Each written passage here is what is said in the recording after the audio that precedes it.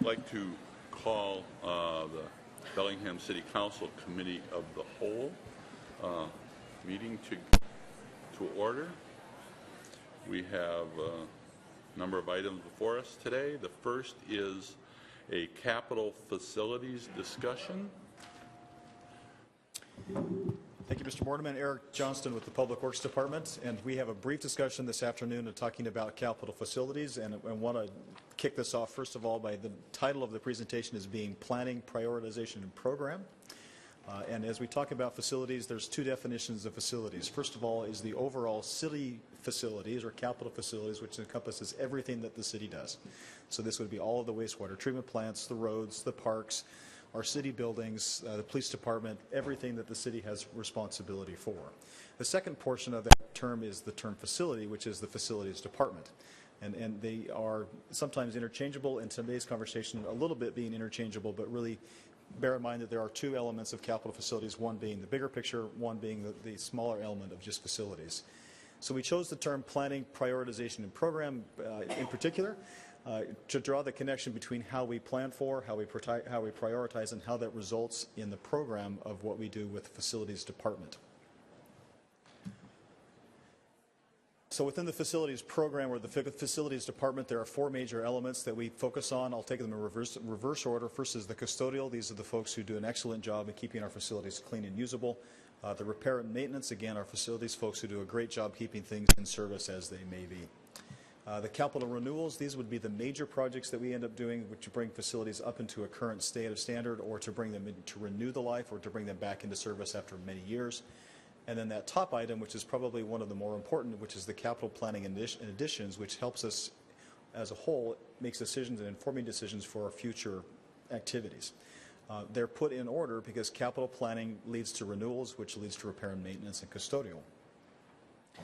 We have talked a couple of times about this last year about facilities. Recall that back in February we did have a report back to the council on the facilities condition assessment that was specific to the buildings which are in the facilities program. I've separated out here the general fund facilities from the enterprise funds. Typically, streets, for example, is not handled by facilities, but it's part of that overall capital facilities program.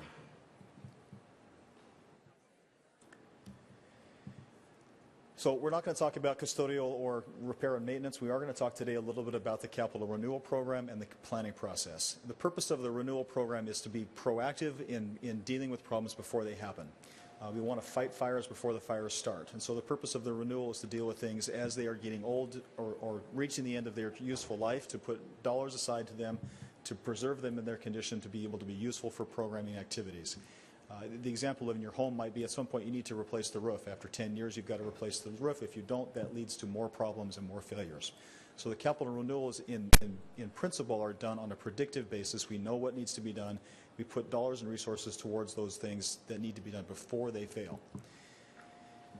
This gets started by a condition assessment. Recall that we did come back to council in February of this year with a condition assessment that led to some information about all of our facility sites, 183 assets, and over 1 million square feet of facility that needs to be managed.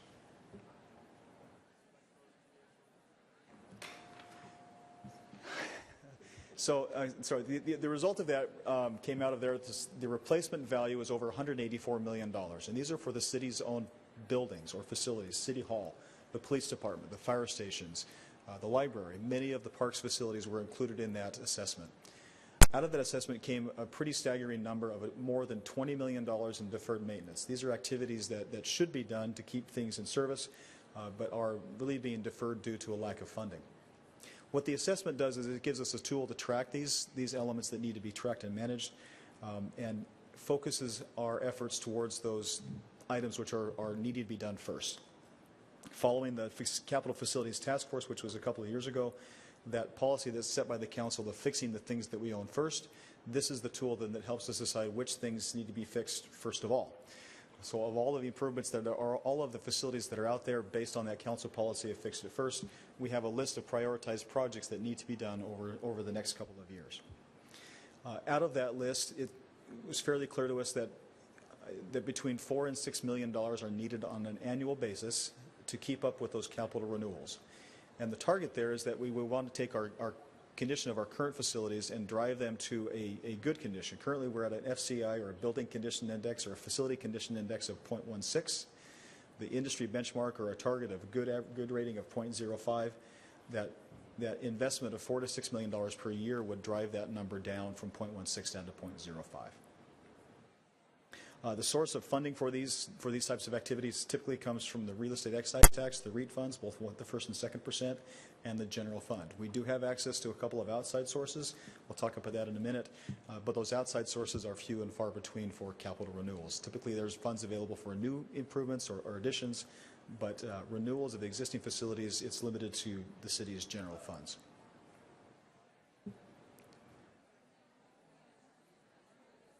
In 2015 and 2016, the Capital Renewal Proposed Program, and this is leading up to the budget discussions which will be happening over the next month or so, we wanted to highlight today what those major renewals are. First and foremost is in the federal building, and this is reprogramming of the first floor of the federal building, estimated at a $4.1 million worth of investment within that particular facility. And we'll talk more about that in a couple of slides. The parking structure in downtown, which is the Parkade, an investment of $4.6 million to do a major renovation or renewal of that facility. No one particular element popping out as being a big dollar cost, but lots of little things that need to be done. And then the Pacific Street Operations Yard, a $1.4 million project to retrofit some roofs that are needing to be replaced and some yard improvements. The pavement out there is pretty much falling apart. We need to make an investment there. Also in the Capital Renewal Proposed Program are basic retrofits for our ADA compliance, as well as some basic life safety code and critical systems renewals that need to be done. Those two categories, both in the ADA requirements and the life safety code and critical systems, are being proposed in the budget around $1.2 million for the 2-year cycle. So $600,000 each year for those basic improvements. A little bit about how we make decisions as to where those dollars go. So first of all, taking the federal building, and I'll skip Eric? that. Yes, on the ADA requirements, are those repair of ADA or installations? As long as ADA's been there, I can't imagine we have a whole lot of non-compliance. There's a fair amount of ADA, and when we talk about renewals, it's not only fixing things as they are, but bringing them up to current code. So as the ADA gets put into place, we do have a significant number of improvements that need to be made here in City Hall and other city buildings to bring them into compliance with what the code may be. What's driving the need and pushing the schedule for those can be a couple different elements. One is the involvement with the federal agencies. They require us to do certain things depending on how much money we take from them. But at some point, there are things that need to be done for ADA, largely in City Hall, the library, the publicly accessible spaces that need to have some upgrades. Okay, thanks. I'm sorry to interrupt, but I was just caught by that one. So I want to talk a little bit about the federal building and why this is really being put into the budget for the next year, kind of reminding ourselves what's the policy or the council policy, the city policy behind that being put into the program. First of all, is ownership of the federal building. This was a council decision that was made in the early 2000s to take ownership of that building. And whether that was a good decision or a bad decision, it doesn't matter. It's a decision. We own the federal building. It is on the National Register of Historic Places. We do have a 20-year preservation plan for that building from 2005. That preservation plan comes with a $20 million price tag. Also with the federal building, consistent with current council policy, is the adoption of the My Downtown plan. And that focuses on making investment in the downtown by the city and focusing to put government employees in that building to revitalize and help put some more public employees in the downtown. Also, falling back from the capital facilities work group, the idea of fixing it first, the things that we own, we need to invest in those things first of all.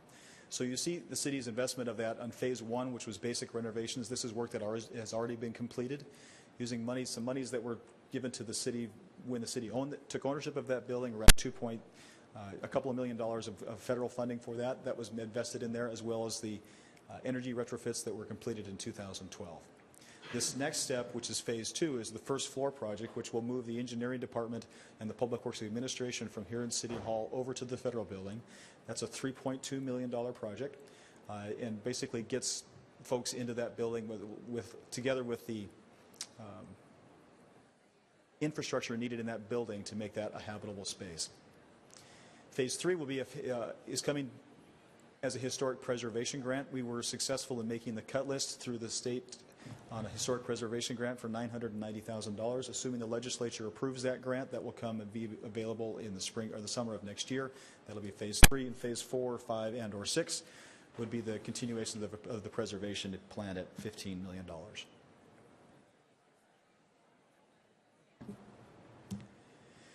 So that phase 2, as I mentioned, that first floor occupation, the project goals are the mechanical, electrical upgrades needed to get us in there, stewardship of the building as a historic asset, but really making that open first floor a functional workspace for the Public Works Administration. We are underway on that. We've been working on that fairly diligently last year. We're anticipating a construction bid in November of this year with council action probably around the 1st of January, anticipating having Public Works move in there in May of this year. Was also wanting to point out that phase 2 at $3.2 million, when we first looked at it, we were anticipating around an $8 million project cost to get folks into there. Realized that the city did not have the funding capacity to fund that large of a project, so scaling it back to $3.2 million is a pretty significant drop in what's available to get folks into that building. I also wanted to remind again that the total renovation plan for that building is $20 million. So this is a pretty quick graphic, and I don't want to get into too much of the details of phase 1, but some of the basic work that needs to be done in that building to occupy. Let's see, I don't have my mouse, but the areas in orange are the areas which take a lot of the mechanical work. The first floor is the second level there. A lot of what we're doing is the mechanical electric upgrades that occur in the basement, and then the restoration of some of the skylights and some of the mechanical work that occurs in order to get people into that first floor.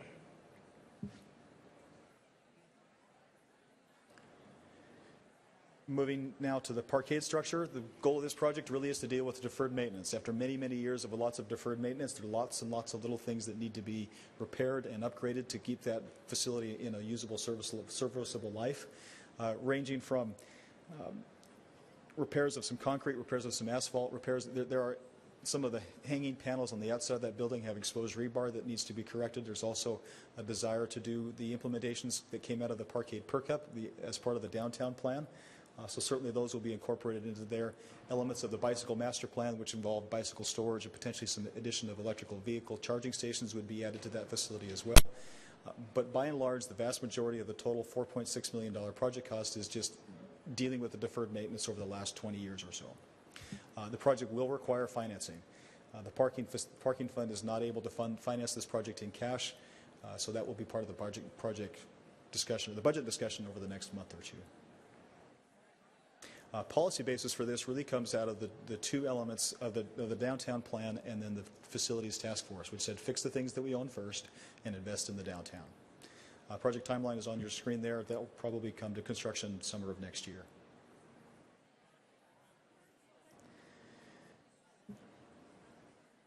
So this goes then up to the other top element of the facilities group, which is the capital facility planning. So now we're talking about not just facilities and the buildings that we own, but all of the city's facilities that the city has in its entirety. And capital facility planning, as you well know, is a requirement of the Growth Management Act. As we were looking at doing the comp plan update in 2016 and looking for a 20-year planning horizon, that as we look at facilities owned by the city and the capital facilities planning is looking at all of the city's facilities that the city owns over a 20-year cycle, and including that in the city's comprehensive plan. The capital facilities element of the comp plan is a thing that gets updated on an annual basis. It does require a very specific couple of elements, one of which is a 6-year plan with financing. So not only what are we needing to do and how do we prioritize those projects and what needs to be done first, but how do we prioritize the financing of those. Obviously everything is important and things are needed, but at some point we need to have a balanced fiscal financial plan to fund those improvements over the next couple of 6 years. The condition assessment that was done on city facilities helps inform this planning process. It helps us make decisions as to whether we keep facilities in service, whether we want to preserve them or make them obsolete and move them off of the city's inventory. For example, a good example of that would be the municipal court building. As we look into the long-term future of a municipal court, whether we are going to continue to invest in that facility or whether we go someplace else. In forecasting future needs of the city, as I mentioned, that facility condition assessment helps us assess whether we need it or not, whether it's a good investment to keep putting money towards a facility. or whether those funds as part of the financial plan are better spent someplace else. It does need to be coordinated with the land use element in forecasting future needs and the levels of surface. Key to this is the proposed locations and capacity for facilities. And three or a couple that come to mind as we're discussing now are the Central Library, the Municipal Court, as well as police and fire facilities. What the capital facilities plan lets us do is to say, here's the need for the city overall for all the things the city needs to provide. Here's the level of service we provide in the library. Here's the level of service we provide for the municipal court. Here's the level of service we provide for the public works facilities. How do all of those lay out, and how do we plan and prioritize what facilities have investment made towards them?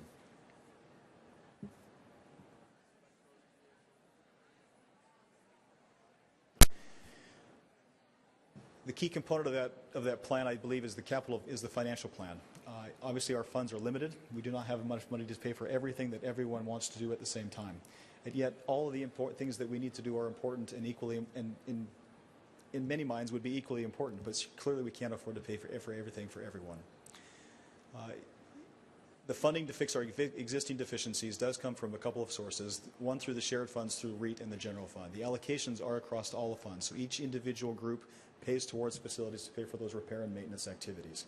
Historically, we've dedicated between $400,000 and $500,000, and indeed in 2015, 2016, proposing to add $600,000 towards those capital renewals. But the goal is the $4 to $5 million. This next 2 years, we're able to fund that through the federal building and the parkade, so we're meeting that $4 to $5 million per year target. But beyond that, that's going to be very difficult to do. There's not been identified source as to where those funds would come from, but neither has there been a prioritization as to which things would come first. We do need to be spending some time on the facilities needed to serve growth, and whether that's a library or a fire station, police department, or public works, there needs to be a prioritization as to where those resources to get dedicated towards. So, summary of our next steps. We are on track for 2015-2016, targeting that $4 to $6 million per year, $12 million over the next 2 years, largely focused around the parkade, the federal building, and improvements to the Pacific Street maintenance yard. The next steps are to really be focusing on the policy and the prioritization for in 2015-2016 in preparation for the 2017-2018 program budget. By making that connection between policy and prioritization, then the programming side of things follows directly from that. Once we choose the priorities and the policies, where the money comes from follows shortly behind that. And key to those has been pointed out with the citywide CFP would be the Central Library, the Municipal Court, and the fire stations.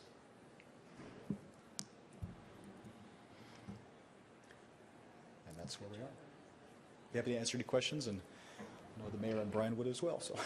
Okay, thank you so much. Any questions, comments? Jack, and then Roxanne, and then Michael. So, Eric, a few of us have been working with Greg on this county comprehensive plan update and also our own comprehensive plan update.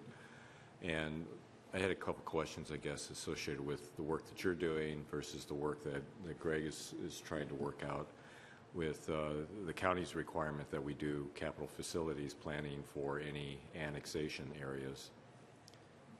How is this work synchronizing with what he has to do? Again, remember that facilities as a department is one subset of the overall capital facilities program. If we use the analogy of the 6-year tip, in theory we would have a 6-year tip for all of our capital facilities. And right now, the budget that we put together has an annual and needs to be updated annually is the capital facilities plan, which encompasses the entire everything that the city does. So the work that the planning department does to lead the city's efforts for the capital facilities programming. And Greg will tell me if I get too far on base here, but the capital facilities plan encompasses everything that the city does. And so the work coming out of planning feeds that. The work coming out of the facilities department feeds the overall capital facilities plan. But everything that the city does is part of the capital facilities plan, whether it's police, whether it's fire, whether it's IT, whether it's everything that we do is part of that capital facilities program. And what the city needs to be doing now in preparation for 2017-2018 is looking at that overall comprehensive approach, so that we're not putting a library on par with the Pacific Street Yard, with the fire station, with the other buildings that we need to be doing, and having everybody compete at the same time. What comes first is that prioritization from the council. Greg's going to help me. Greg Ockett, Planning Department. I will only add, you did a good job. When we do capital facilities planning for comp plan purposes, we look at the entire city and UGA. So we're looking at those UGA areas that we expect to annex and what kind of facilities might be needed in those as well. So we're working together. We're looking at the facilities that might be needed in the UGA. When Eric talks about a fire station, I think the one he's talking about is actually in the UGA. So more specifically, and this is really the gist of my question, is are we analyzing, are we doing this work associated with specific UGA areas that might be annexed at different times? Yes. Okay, so, you know, that we're trying to figure out which ones make sense for the city, both financially and programmatically, as well as our comprehensive look. Yes. Okay, thank you. Hey, Roxanne and then Michael. Yeah, I was just curious on the project phasing for the federal building and the historic preservation grant. You know, is this grant money that we can continue to receive, or are there other grants that we could go for historic preservation? So the state had a program this year for a 2-year biennium for $10 million that was applied statewide. That's a pretty recurring program, so we'll be able to apply for that again in the future. Whether we'll be successful or not is yet to be seen. Thank you. Michael? I will mention that we did apply for $1 million. They scaled us back a little bit, trying to make sure that they could fund as many applications as they were able to fund. Sticking with the federal building for a moment, last year the council authorized $1.8 million for improvements to the federal building, and that number doesn't quite match any of the other numbers. It doesn't quite match the 3.2 for phase 2, or, you know, how do those numbers relate? Is it 1.8 kind of a down payment on the 3.2, or in addition? Yes. So, Okay. With the 2014 budget, through the federal building fund, there was some reserves left set aside of that. So we planned for $2.2 million of improvements. 1.8 of additional money, plus the balance of the reserves within that fund, got us to $2.2 million. As we got closer into what we were able to fund, and we recognized that the original architect's scope of work said it was somewhere between an $8 and a $9 million project, we knew that 2.2 was going to be underfunding what was necessary to get us in there. The $3.2 million project is a bare bones, fix the mechanical systems, remove the skylight, the things that are appropriate to do at this time. Some elements of the historic preservation, but really just a functional, make it a workable space and get the 50 some odd employees into that working environment at a $3.2 million project cost, which includes the 1.8, which includes the 0.4, is a total project cost, engineering and design, is that $3.2 million number. So the $4.1 million number is the 3.2 plus the 990,000. Okay.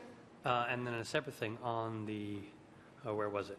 On the $4.6 million that could be spent on the parking structure, you said there was lots of little elements that needed, that deserved, that were deferred maintenance and needed to be repaired, but also maybe some relatively new elements having to do with the Parkade Perk-Up, improvements to it. The question is, for the $4.6 million, will the building look or function any differently than it functions now? Will it actually be kind of changes to its appearance, its how it relates to the street, and how it functions? It will still function as a parking structure. Yeah, okay. I think that's fair to say that there will be some aesthetic improvements. I think, unfortunately, it will always appear as a parking garage. There's just probably not much of a way around that. We will do the best we can to make it look better, but we are choosing to keep that project cost on the lower side of things, knowing that the ability to afford that through the parking funds is somewhat limited. There will be some aesthetic improvements. There will be some changing of the exterior panels, but it will still look like a multi-leveled parking structure from the ground surface. As an example of the things that are failing, the storefronts down on the ground level, they have leaking awnings and leaking roofs, and the glass all needs to be replaced. Those are basic things that need to be done that our tenants would expect us to be meeting, and that's part of that overall project. One of the things that I've asked for, would like to have seen for the parking structure, is not only a thorough top-to-bottom engineering analysis, but also kind of a financial audit of whether, of that structure. Has that sort of been done? We're putting $4.6 million into that structure, in terms of a return on investment, and, I think we need to do something about parking downtown, and it may be that $2 million spent on a parking management system might be a better return citywide, even if it undersold, the parking structure. Has there kind of been a financial cost-benefit analysis done on the parkade as well as an engineering analysis?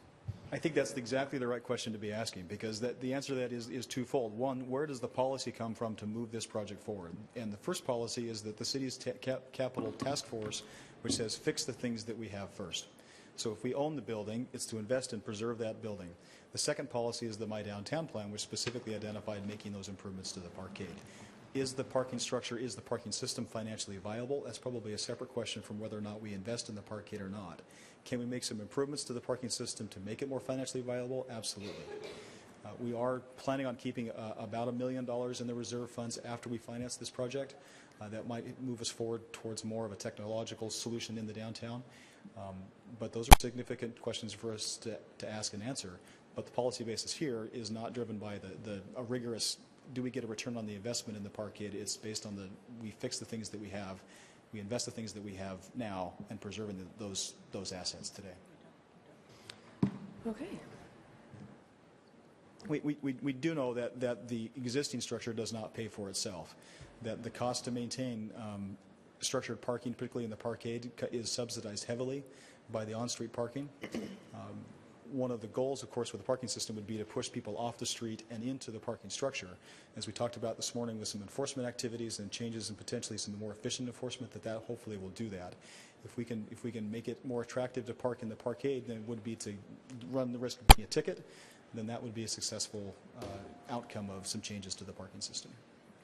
Great. Thank you so much, Eric. Thank you. And everyone else. We're going to move on because we're running a little bit behind. That item was information only, as is the next item. Presentation about Bellingham Public Library connecting with our schools. Looks like Bethany Hoagland, Head of Youth Services for the Bellingham Public Library, will do a brief presentation on the many connections and activities the library has with our schools, and how library staff work with children and families to help prepare them for school success. We've got Pam Kiesner and Bethany here with us today. Welcome, Pam and Bethany. Thank you. Good afternoon, Pam Kiesner, Director of Bellingham Public Library. Hi, Kelly. When I presented to you in August, Councilmember Murphy mentioned an interest in our connections to the Bellingham schools. In follow-up and to celebrate the start of the school year, we thought you might appreciate a brief report on the many connections and activities the Bellingham Public Library has with our schools. I'd like to introduce Bethany Hoagland, our Head of Youth Services at the library, to tell you more. Good afternoon. Thank you for having me here today. Well, it's September, which means we've just completed summer reading at the Bellingham Public Library, and it's a new school year. As Pam mentioned, I am here today to talk about our collaborative efforts with the schools. The library works with and views all schools in Bellingham, both public and private, as connections and partners. However, the majority of our work is with the Bellingham Public Schools. The school district is a key organization in our community, and working with teachers, librarians, district administrators, and individual schools helps us connect with a large number of families in Bellingham. School collaboration is important as we strive to meet the library's mission of connecting our community with each other in the world. It is also a significant way we support the city's legacies and strategic commitments. We are involved on multiple levels with the school district, beginning at early learning and all the way through college prep. Today, I want to highlight just a few of our key connection points. Early learning.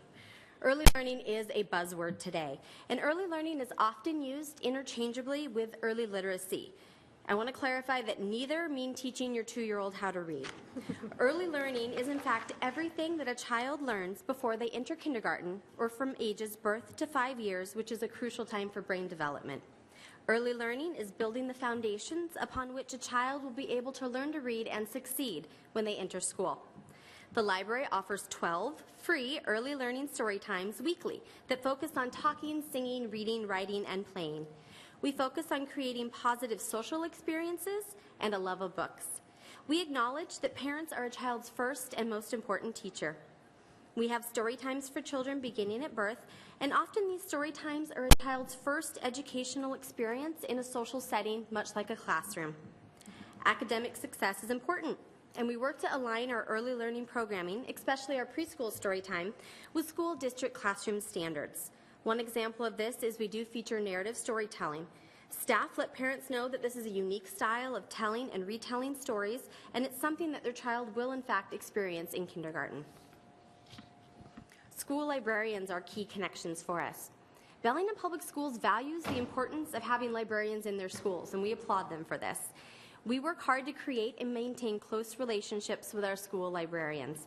Working together, we provide a more holistic library service experience to youth and families in Bellingham.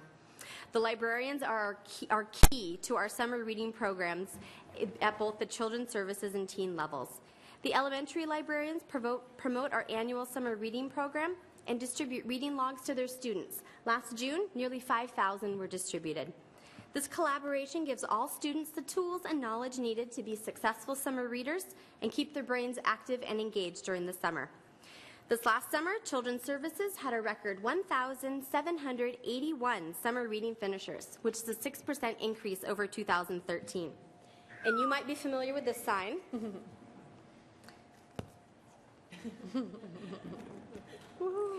Yes, and each children's summer reading finisher for the past 4 years has actually received one of these signs thanks to our friends at the Bellingham Public Library. Middle and high school librarians promote the Teen Summer Reading Program, and Teen Services had a banner year as well. Their participation increased 77% over 2013. Other examples of our collaboration with the librarians at the schools include our Teen Services librarian conducts a lunchtime teen book club at Colsham Middle School, and we visit school libraries and classrooms throughout the year to talk about online library resources for students and promote new books to read. Also, each spring, the library hosts the annual Sasquatch Super Bowl, which is a district-wide book trivia contest for 4th and 5th graders. Teachers are another key connection for the Bellingham Public Library. All elementary teachers receive a monthly electronic newsletter from the library about our programs and also new read-aloud suggestions for their classroom. Teachers schedule visits for their classes to the Central Library as well as the Barclay and Fairhaven branches, and we work closely with the teachers to get each child a library card during those visits. We are also an ongoing resource for teachers for their curriculum needs. We also connect frequently with individual schools and to help with their unique needs and populations. We regularly attend family literacy nights and back-to-school nights at the elementary, middle, and high school level. We are also involved with the English Language Learner Program. Some schools have regular events for families who are learning English. We attend these meetings to speak with parents about library services and to issue cards. Often there is a parent education portion where we demonstrate how to use their new library cards to access online services and the catalog. This connection has led to a truly unique and powerful collaboration. Each year, Alderwood Elementary's English Language Learner Program visits the public library. The principal grants use of a school bus for this evening event, which is generally from 6 to 8 p.m. English language learner students, their parents, their younger brothers and sisters, their grandparents sometimes, their teacher and district translators all take the school bus from Alderwood Elementary to the public library. This is wonderful, as it provides transportation to the program, but it also shows the parents where the library is actually located and what route to take to get there. During this event, the parents and their translators visit the adult department, where staff give them a tour, get them library cards, and introduce them to collections in the catalog. Meanwhile, Children's Services staff provides programming for their kids. This really is a wonderful relationship, as it makes the library a more familiar place. We acknowledge that the library can sometimes be an intimidating place, even more so if English is your second language. So with this partnership, we're able to make the library a more friendly, accessible, and less intimidating place. And we're happy to report that we have seen many of these families continue to use the library after the visits. This summer, we did something new. We visited 2 summer meal sites within housing complexes in town, where our staff promoted summer reading and talked books with kids and encouraged families to visit the library. We also partnered with the Summer Migrant School program at Shuxton Middle School and worked with teachers to bring their students to the library weekly and have them complete the summer reading program. Future collaboration and connection. We are always looking for new ways to better serve our community of children and families, especially outside those traditional business and school hours. Elementary schools are really mini children's libraries that often have great computer labs. We are currently exploring the possibility of a pilot partnership that would open an elementary library to the public and offer programming as well as technology instruction. This would be a mix of staffing and resources between the school district and the library. We are also continuing to look into a few other big picture ideas and ways that we can work together to serve our community. Thank you again for the opportunity to highlight a few of the many, many ways we work with the Bellingham Public Schools to support their mission and ours. Please let us know if you have any questions or if you'd like to participate in any of our library school partnership programs. Thank you very much, Bethany. I know I want to participate after that. You're welcome Any to. questions or comments for Bethany or Pam? Michael? Just a quick comment. I think this is the sort of program that people hope and expect their libraries are doing, so thanks for reporting on it. Welcome. Okay. Seeing nothing else, thank you both so much. We really appreciate the information. Thank you very much. Okay, moving on. Our third item this afternoon, a resolution establishing the appointment process to fill the vacancy in the 3rd Ward council member position. And as that is me, I think my little simple gut check says I'm going to hand this to the President Pro Tem and go sit out there while you all talk about it.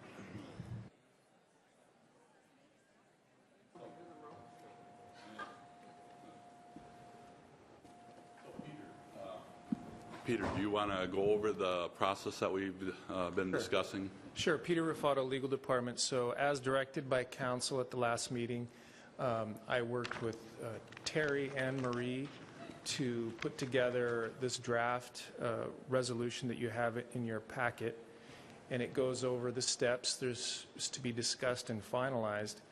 I do want to correct one of the statement that I made at the last meeting, that we can go through an appointment process prior to the effective date of the resignation. Based on a review of the guidance at MRSC and the case law, I think we can do a lot of the process, but the actual appointment, the vote for appointment, needs to occur after the resignation is effective, but it can be immediately after. The process, as set forth in the resolution, involves opening the position, or at least opening the application period, with the period closing on December 1st, a special meeting during which the candidates would be allotted a certain time, 3 to 5 minutes in the draft resolution for presentation of qualifications. There would be an adjournment to executive session to evaluate those qualifications. Then the meeting would be opened again for nominations, and with every nomination there would be a vote, and as soon as there is a majority vote of the council, that would be the appointment. And then per the charter, if after 30 days there is no filling of the vacancy by the council, the mayor would select from those candidates nominated by members of the city council. And I also identified what is really the law in the state in the last part of the draft resolution, which is the person appointed to that 3rd Ward position would serve until the person elected in November 2015 would take office, which would be immediately upon the election being certified and the oath taken. One other issue that has come up, well, just to point out, there's 2 recommended motions as set forth in the agenda bill. One is to move the resolution once there's been discussion and any adjustments. We obviously have to fill in some dates. And then the second motion would be just to approve the application form attached to the agenda bill. One of the questions arose, there may be candidates wanting to contact council members, and while there's, outside of kind of the formal process, while there's no law that would prohibit this, if you want to address that, you can, and if you want to think about it as kind of a best practice in a normal HR setting, the decision makers would usually not engage in those discussions until you have that formal process. But that's for council's desires and discussion.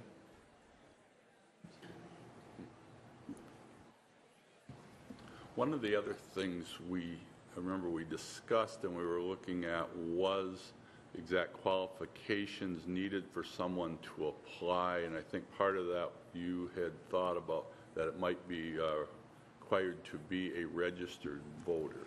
Did you have a chance to check that out? Yes, and that's per the charter, and that is at the very front of, I believe it's at the very front of the application under 2.05. Okay. They must be a registered voter of the city and a resident of the city for 1 year next preceding the election. At this point, it would be appointment. And then, of course, it has to be from Ward 3. Yes. One of the reasons we left some dates out is one, Peter found that it was different than what he initially thought, that it would require Kathy to have resigned her position before we can do the final steps, and that's the appointment part of it. So, so we needed to leave the dates, because I don't know, I have talked to Kathy about that process, and she was going to be considering and looking at whether possibly resigning after the last meeting of the year or after the first of the year. And there were some things that she had to consider regarding that. So we kind of needed to leave the dates open with that. And if it's okay, if I could ask, I don't mean to put you on the spot, but you were gone and I was gone, so I haven't had a chance to talk to you. Whatever is best for the council to be able to have someone in place immediately when I'm done, I'm willing to do. I just want to finish through as far as possible through the end of the year and be able to vote on the budget. Okay. So, Marie, do you know when our last scheduled meeting is? 15th, December 15th.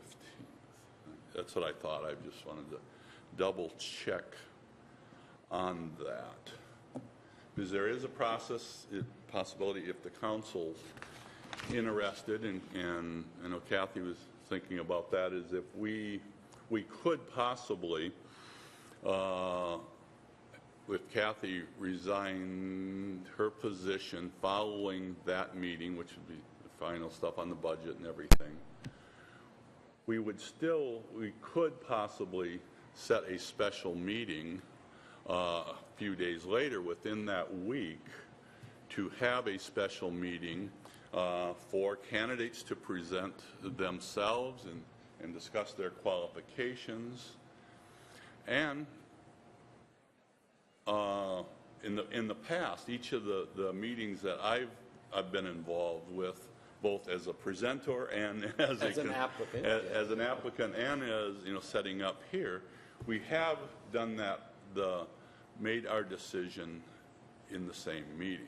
Some of them have, as Gene knows, some of them went really long coming up, but that's the other possibility. We have left it as a possibility with the ordinance, of setting the 2 dates, but they could be, if we were so inclined, it could be set as the same date.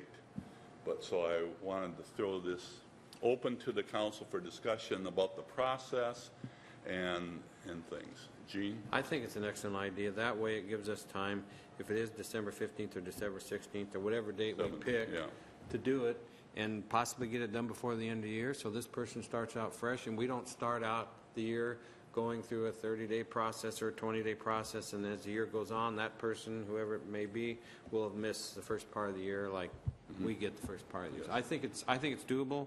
I'm not going anywhere in December, so I'm available. Jack? Marie, do you have the calendar up to know when the reorg meeting is scheduled for next January? Traditionally, it's been the first Monday of the year, and we haven't actually, I don't think we've actually set ours I think it reorg, might be. but it's usually the first Monday of the new year.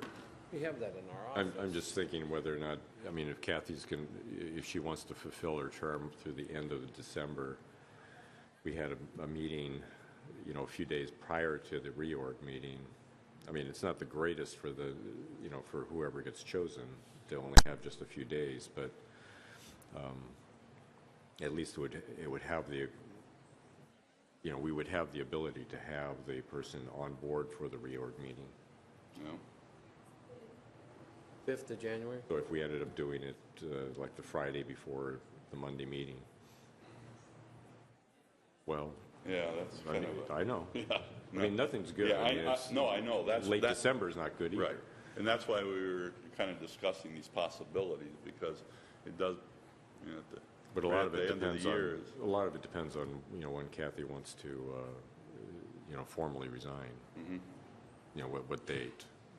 Because you're open to December 15th as much as December 31st. I'm just as open to the 15th as the 31st if it's best for what Got the it. council Okay. needs, yes. Okay. Michael. I think that's really gracious, Kathy, Yeah. because I think it would make things really easy for us if your final day was effective at, say, the close of the meeting on the 15th. So if we go past midnight, we're still cool. To guarantee that you would actually serve out all the meetings, and then we could meet the Tuesday or the Wednesday or the Thursday evening of that week. Yeah. It was very hard asking Yeah. Kathy. That was not trying to force her out, because I love working with her. Like to keep her around as long as possible, but, for the new person, I just think it think would that's going to be a easier. lot easier for everyone to have that certainty for the 2 weeks leading up to the actual reorg. Yeah. And so I would appreciate that option. Then the new person could cram all through the holidays. Yes, Roxanne. That was just the point that I wanted to make. As one who recently went through this, it's really nice once you take the office to get so many meetings out of the way, because everybody wants to meet with you. So giving that person a little extra time, if that works out, would really help that individual. Yes, Michael. I have kind of a technical, legal, procedural question.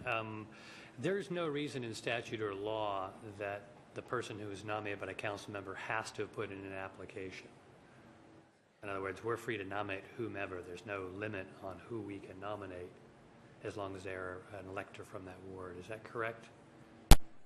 Well, you're correct in that it's correct that there's no statute that outlines the process. So you don't have a process until you adopt one. Right. And that's what our hope is, to Would the- establish a process.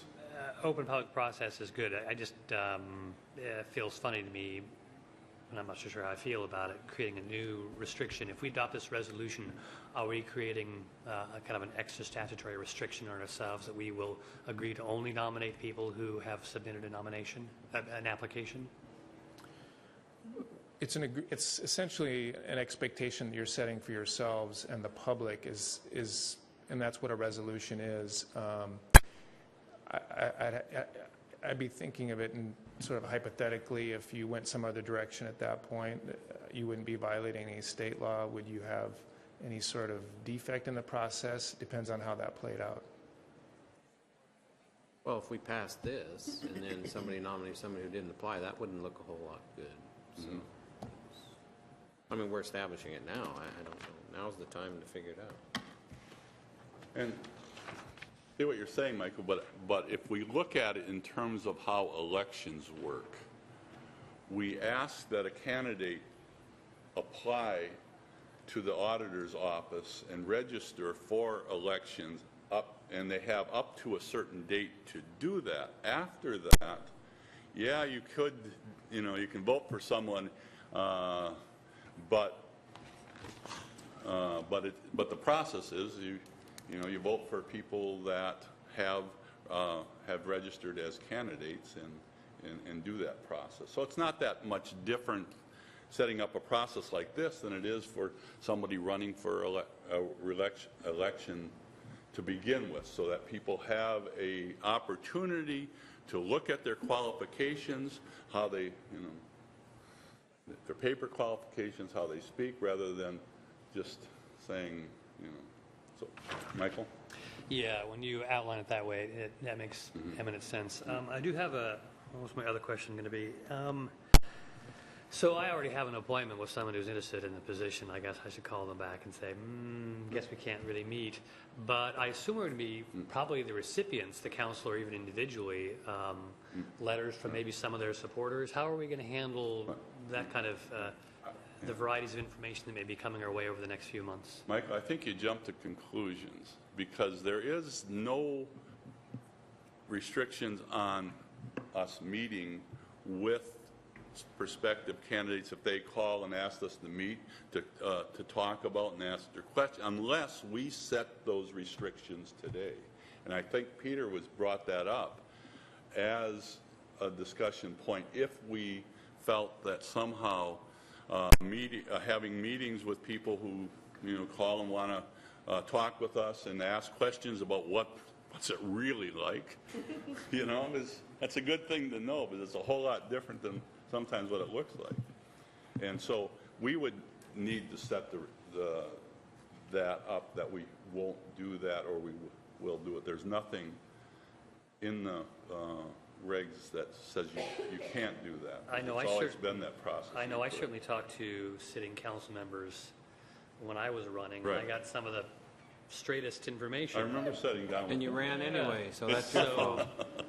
Yes. It would be funny if we actually deprived them Right. of that kind of. As long as it's That's my one-on-one and not more than one council member at a time, then Yes. maybe that's, you don't want to have 2 or 3 council members meeting with, because that's not fair. Yeah. Some of them are going to call, some of them aren't, and some of them are going to want to meet with you, some of them won't. So I just think we have to be careful on whatever way we do it. It's done right. Yeah, and I would just ask as we go through the process and stuff that all of us, if we're meeting with people, that we keep an open mind until we have heard from and read the qualifications.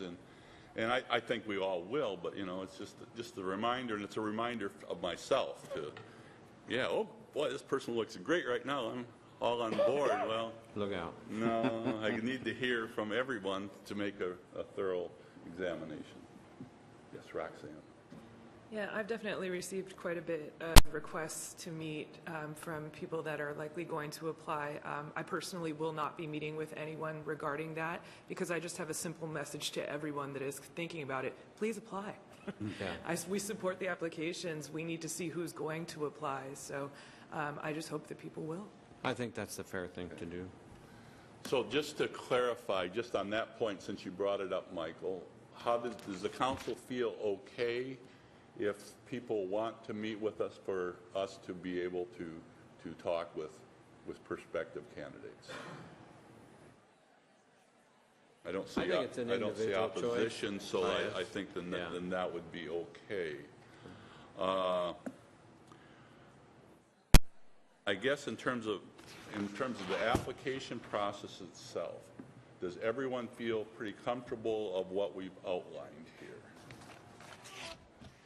Okay. So do we put the dates in now? If that's the case, then I would like to consider, yes, Jack. Yeah, before you go that far, I just had one other question. As far as the technicality, with resolutions, they're effective immediately. With ordinances, we have a waiting period after the third and final reading. What is this? I mean, we end up appointing somebody. What kind of action is that? Because it's something outside of what we normally would do, because we usually just do ordinances or resolutions. And the effective date, I guess, and whether, what's the lag time between the time that we make our decision and the oath of office for the new person? A few questions there. First of all, I envision this would be a voice vote based on the process that you've outlined in the resolution. It would take effect immediately, subject to the oath of office, essentially. So that would be the only thing left to do after you have affirmative vote of 4 members of the council. So they can just go across the street to the auditor's office and... Yeah, I don't know exactly how that works or, when their office hours are available for that, but... I think they get sworn in here, isn't it? Well, I think it's technically the Is it? auditor's office. It's Yeah. ceremonial here. Yeah, Ours is yeah, ceremonial. the swearing in, there's actually, it wouldn't have to be across the street, but we can certainly accommodate that and figure out how to make that happen as soon as possible. Okay. So I would like to just throw out an idea then. If Kathy is amenable to her resignation taking place on the midnight on the 15th, that we set a special meeting on the 17th, Wednesday. And I don't know if it would be better for an evening or an evening probably meeting, because that's what traditionally they've been done, for the 17th. That, just throw that out there if that sounds okay for people that want to make, and then we can have a motion. Yes, Michael. I like everything about that suggestion except for Kathy's term ending at the stroke of midnight, because there's an outside chance the meeting may go later than midnight. Oh. Can we just make it effective end of meeting and then we're safe? Yeah. Yeah, I was just go going to ahead. say, I'm amenable to resigning effective the end of the meeting, assuming we finish our Right, business. yes. So all bets are off if we are not successful in finishing our business. Well, Yeah. let me just say, if the last meeting of the year, and we go past midnight, there's going to be another resignation beside her. So we'll just throw that into the mix, so I'm not worried about that. Yeah. Gary? Yes. Would it be possible then to say after the last meeting of the year? I mean, I agree with Kathy. That's easy. This will be Yeah. the final Yep. vote Yeah. on the budget, and it may go longer. Yes, okay, and then, but we could set the 17th, if that's when we wanted, a Wednesday, just to give an extra day in between in case we, something, Go longer. yeah. Yeah, so I would, if that sounds amenable, I would entertain a motion to that. Okay? Second. Any discussion? Yes, Roxanne? I think this is fairly obvious, but I'm wondering if it's something we'd want to include, that we as a body will not be endorsing any applicants ahead of time. Oh, I mean, I know we all agree to it, but is it something we should state outright, is what I'm asking. I have no problem with it. That's kind of why I raised the issue about all of us making sure we keep open minds as we meet with people and hear about people until that end. But does anybody have a problem with that concept of non-endorsement prior to? Are you saying as individuals we won't? Yeah. Yeah. Because Okay. that, that's pretty much what? Yeah. So, okay. I don't know if we need necessarily a motion, as long as it's thrown out that people are saying we're not going to do it, we won't do it, because I know we're all honorable people. And just a reminder that, sometimes when this happens, sometimes we hear cries of, well, whoever they appoint, they get an automatic reelection, all that stuff. Well, last time we did that, it didn't happen. Person That's didn't not make it what out of the happened. primary, so it's Yeah. up to the people out in the audience. We choose. They either keep them on there or not. Yep. So You it's do wide the open. job, the campaign, you do everything. Yeah, because you're right, that didn't happen that way. We appointed, the last time we did this, we appointed Don Gisher, and Stan Snap won the election. Yeah, so there is nothing given just because we say this is who we want. The voters will decide who they want, and voters, yeah. Jack. Just to throw this out, but I don't necessarily support it, but I think for discussion purposes, when we did the mayor appointment, we specifically asked that they did not run for reelection. And with this particular seat, I don't think that we should bar it, but I'm bringing it out just to see whether or not any of the other council members has a strong opinion one way or the other. For me, I kind of agree with you. I don't want to put that kind of restriction on it. In fact, I would actually really like to see whoever applies want to stick around, and because this is a real big learning curve, and that first year, you're just gonna start learning the process. So and running at the same time, so it'll be tough. Yeah. Yeah, and I just wanted to add that, the more choice we can give for our voters, the better. So Right. let's increase the mix the best we can. Yeah. Peter? Yeah, and I think you still have the motion pending. Yes, I'm going. But would it be safe to say that what you're proposing is not only that it would be on the 17th, but you would basically take, it would be the presentation, the executive session, and the vote would all occur on the 17th? On the 17th, that, yes. So both those lines would be 12-17. Michael? So to understand, there will be no, what will occur before the 17th, I guess is the better question. We'll have some kind of formal presentations, and then it will adjourn and do our deliberating. What will occur before the 17th? What will be in the lead-up? It says it shall be determined by the council president. We can maybe vote on this and then come back to that question.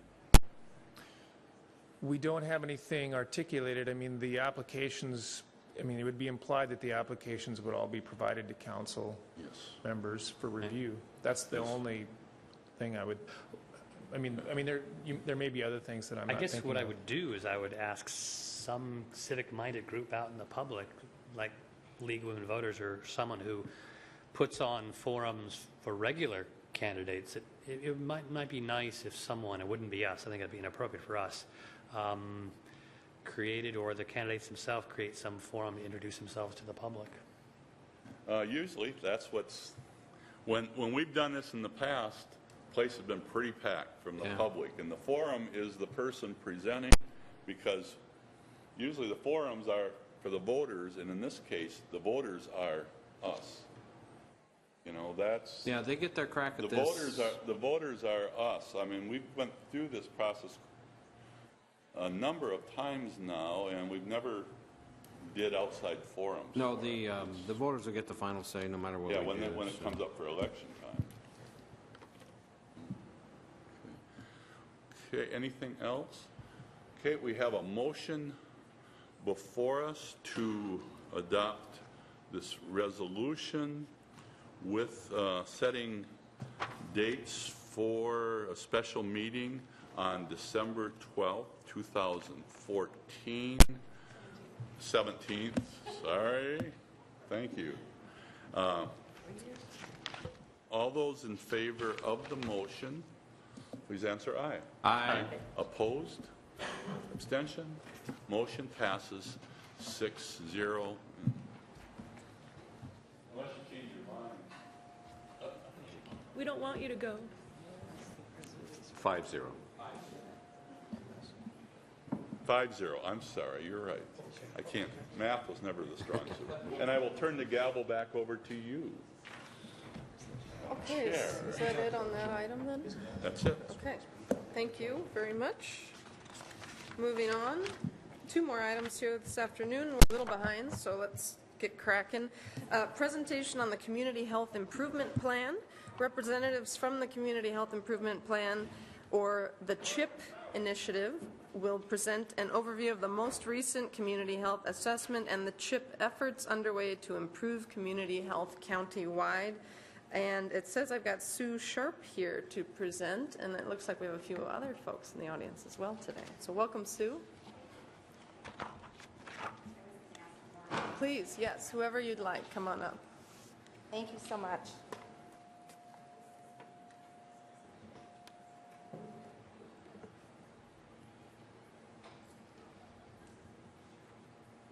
Did I do it? Sort of. Okay. Well, first I'd like to thank you all very much for inviting us today. It's a real pleasure to be before the council. And I'm Sue Sharp. I am the executive director of the Chuckanut Health Foundation, which used to be the St. Luke's Foundation. And I'm joined by Maury Ingram from the Whatcom Community Foundation and Peter Tyson from United Way. So I've been asked to make about a 10-minute presentation. I hope that's okay. And then we're going to ask you for questions or comments as we go. But I did want to tell you a little bit about why we are here. We felt that it was really important for you as council members to be familiar with the Community Health Improvement Plan. You may already through some other avenues, but We think this is pretty critical, not just for the county, but the city specifically as well. And we wanted to share with you what we're doing and really why we're doing it. We want to tell you why we think this is different than what we've done in the past. And we want to show how this aligns, we think, with a lot of the work and the commitment of the city already. So as we get into this, I wanted to talk a little bit about what is community health. And community health is really just about everything that we think about and care about in this community. It's about children and families and seniors. It's about housing, education, recreation. So I want you to understand that when we're talking about community health, we're talking beyond just the traditional medical services that are provided in the community. So really, community health is about all of us. And what is the key here today is not so much whether we're going to go about doing it, because we all work in that arena every day. As funders, we do, and so does the city. But the question is, how well are we going to do it? What kind of a long-term impact are we going to have? So a really key message here is that community partners have been at work for a number of years to address these issues. This is just a small list of the folks that have been involved.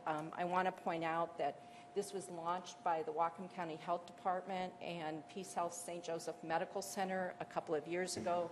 They put in place a community health assessment. We were all asked to be part of that project and have been engaged ever since. So what did that assessment tell us? I'm just going to hit some highlights here, but basically the news is Whatcom County is a pretty healthy place. I think we would expect to hear that. But what was disconcerting to us is when you really get into the details of the assessment, there's some real health challenges and disparities hidden among those averages. And that's the area of focus that all of us were involved in. So what do we know now that maybe wasn't as clear to us before? And these are some of the most compelling findings from the assessment. We have very high rates of childhood poverty and abuse, and the abuse issue in particular is very unsettling for people when they look at the data. We have a high incidence of substance abuse and suicide, and we have lower high school graduation rates than the rest of the state. We also know that people that live in rural areas and low-income urban neighborhoods have different experiences than people that live in other parts of the county.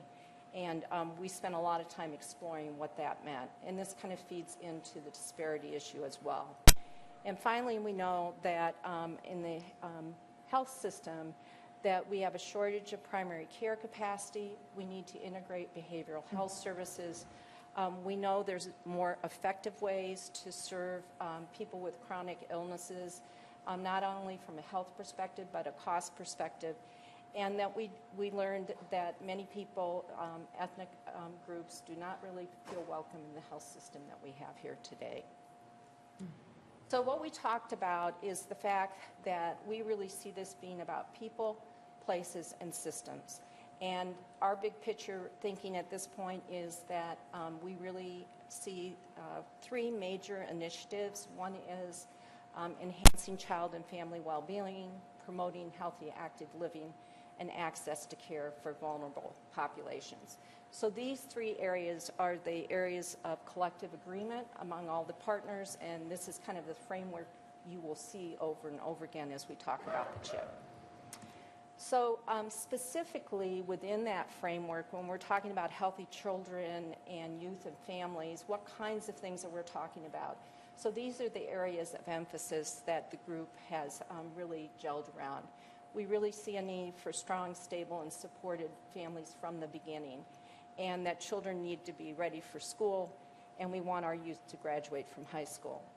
When it comes to healthy neighborhoods and communities, we are committed to people living in safe and healthy, affordable homes, and that they're connected to their community, and they have opportunities for healthy and active living. And in the health area, we would like to see all people have access to essential health care services, all children, adults, and seniors with complex needs to have appropriate care, and that all people feel welcomed in the system. Now, Whatcom County, I noticed that some of you are going through your slides. We really tried to pull out kind of the most important points so we wouldn't have you here until this evening. Didn't think that was a good way to start this project. So the issue is what's different. This community really is known for being collaborative. As funders and other agencies, we work well together anyway, so why is this different? First, we've committed as a group, and we've done a lot of learning around it, the whole discipline of collective impact. It's a way of doing work that results in sustainable changes. We've all had good ideas in the past. We've all made good investments. But I think we want to make sure we have real change that matters to this community. And it requires some rigor. You have to have a common agenda. You have to agree on how you're going to measure success. You need to align your activities. You need to communicate thoroughly. And you need to provide the infrastructure so that the project can be successful. And I think the message that the three of us are sharing with you today as community funders, we've been working with the agencies, social service agencies, the health department, and Peace Health for the last couple of years. And we've been working to align our support. So we, at this point, the three of us collectively, as well as others, have committed to providing technical assistance and the infrastructure needed to support this project. And that is new news.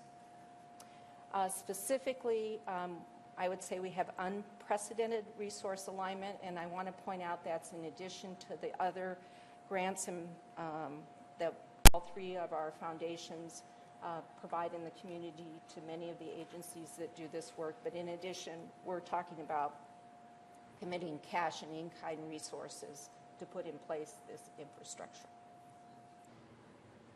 Just a conceptual look at this. I mentioned the three areas of focus: children and families, healthy neighborhoods, and care for vulnerable populations. We're organizing 3 teams. Each of those teams is going to have an organizational sponsor. The health department and the community foundation are working on the healthy living. Peace Health and the Whatcom Alliance for Healthcare Access are providing leadership for the health access area. And the Even Start team, which we'll talk about in a second, is working with the Bellingham School District, the Opportunity Council, and others on child and family well-being. This CHIP support hub is this infrastructure I mentioned that the funders and the health department at this point are committing resources to. So we really feel that one of the reasons we wanted this opportunity to get before you is that we think that the health improvement plan really leverages a lot of the work the city's already doing and the commitments they've made through city legacies and their strategies. Specifically, the sense of place. I think as you look into details about the health improvement plan, you'll see that we have a real sense of need for people to feel safe and comfortable and connected where they live. Readiness and resilience are the building blocks of a healthy community and aligns with your commitment to being safe and prepared. We know that transportation is really a key component to addressing many of the health issues in our community. The issue of quality of life amenities, is really throughout the CHIP, but specifically in the Healthy Living and Healthy Neighborhood Initiative. And then this one in particular is the one that I'm hoping that you'll kind of embrace, and that is that we feel that this document can really help inform what and how you do your work and how you fund your work. The city, the county, the 3 funders here, and others, we spend a lot of time and energy resourcing really vital services in this community. And the funders have already started aligning their funding around this, and we think it's a great partnership opportunity with the city. And equity issues and social justice issues permeate the whole CHIP.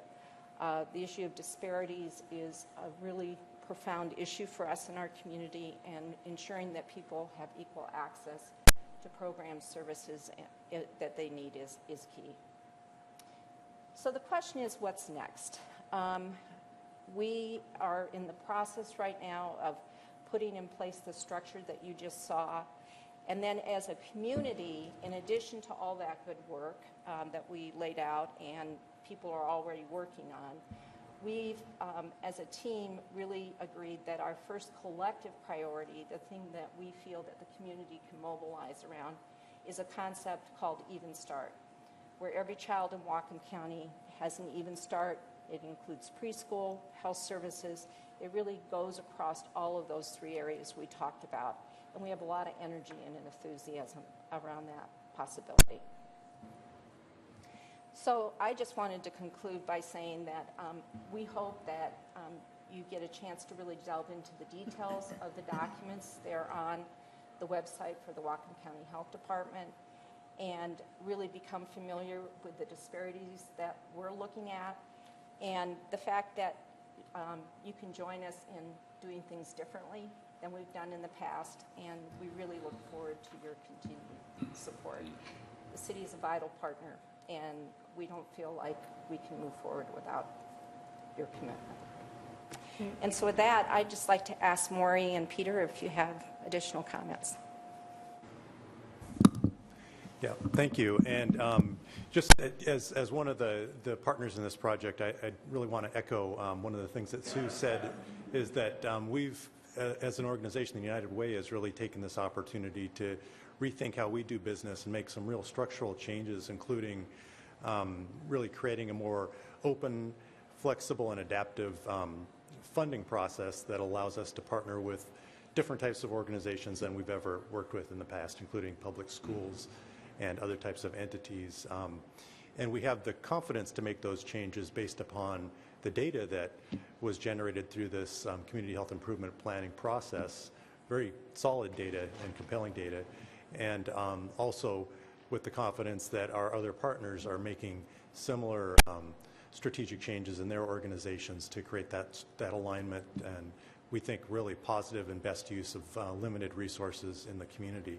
And I think the other thing that for us is different is that as a funder, our organization primarily is funded direct human service programs, much like what the city does with its CDAB program. And this is very different in that it's much more of a behind-the-scenes planning opportunity, but a way to really look long-term at making the best investments in program planning going forward. So, great, thank you, Peter. Good afternoon. I'm Maury Ingram. I'm with the Whatcom Community Foundation. It's very exciting to be able to share this with all of you. I think the only thing that I would add, as Sue mentioned and Peter mentioned, each of our organizations, this body of work and knowledge is really shaping the way that we do everything. We've all been working in the same community in our own distinct ways for many years now, and the opportunity to work together in this way, as Sue described, through a collective impact approach, is unbelievably exciting.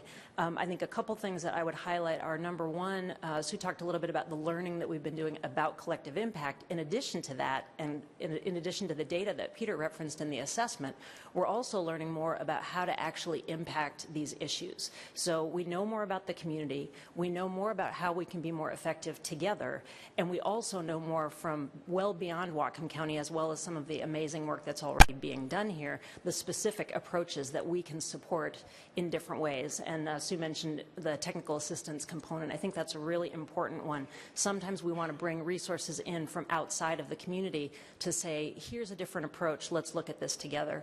And it's actually great to be able to follow the library presentation, because that's a terrific example of a local community partner that certainly the Community Foundation has funded in the past, and our other colleagues have as well.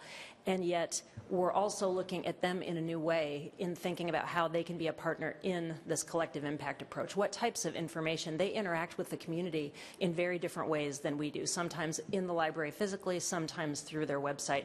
How can we leverage that access to community residents and the people that are neighbors throughout the community? So hopefully you hear the collective enthusiasm for the collective impact approach, and that's all I'd add. Thank you, Maury. Questions or comments? I've got Terry here. Yeah, I'm just really excited by this kind of approach and this kind of program, the proactiveness of the program, the Even Start. looking at putting resources at the front end instead of how government usually does it, of throwing it out on afterwards, trying to fund jails as opposed to proactive programs that keep juveniles out of jail, and the interconnectedness, the recognition of the interconnectedness of the parts of community that go into making healthy people, healthy neighborhoods. I mean, that approach is, I'm really excited about this because I think it's the way we have to look at it in terms of dealing with the problems before they become the huge health problems. If we can do that in the long run, it's so much cheaper and better for all of us. So I really think this is a great. You're doing a great job of demonstrating the enthusiasm. Yeah.